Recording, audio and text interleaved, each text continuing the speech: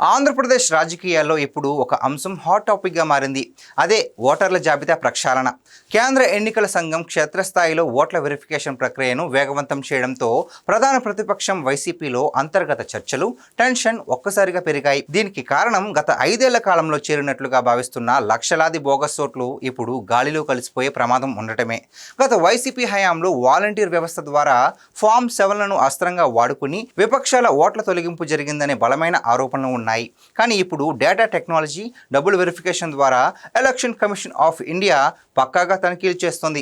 గతంలో నిబంధనలను ఉల్లంఘించిన అధికారులపై చర్యలు తీసుకోవడంతో ప్రస్తుత క్షేత్రస్థాయి సిబ్బంది కూడా రూల్ ప్రకారమే వెళ్తున్నారు.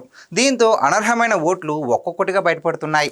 ఈ ప్రక్షాళనను సవాల్ చేస్తూ సజ్జల రామకృష్ణారెడ్డి కోర్టులను ఆశ్రయించడం వెనక క్షేత్రస్థాయిలో తమ ఓట్ బ్యాంకును కాపాడుకున్న వ్యూహమే కనిపిస్తోంది. ఒకే వ్యక్తికి 2 నియోజకవర్గాల్లో ఓట్లు ఉండటం, మరణించిన వారి ఓట్లను కొనసాగించడం వంటి లూప్ హోల్స్ కి ఈ ప్రక్రియతో శాశ్వతంగా యాంకర్ పడనుంది. ఇది నిజమైన ఓటర్లకు రక్షణే, కానీ బోగస్ ఓట్లపై ఆధారపడే పార్టీలకు మాత్రం పెద్ద దెబ్బనే చెప్పొచ్చు.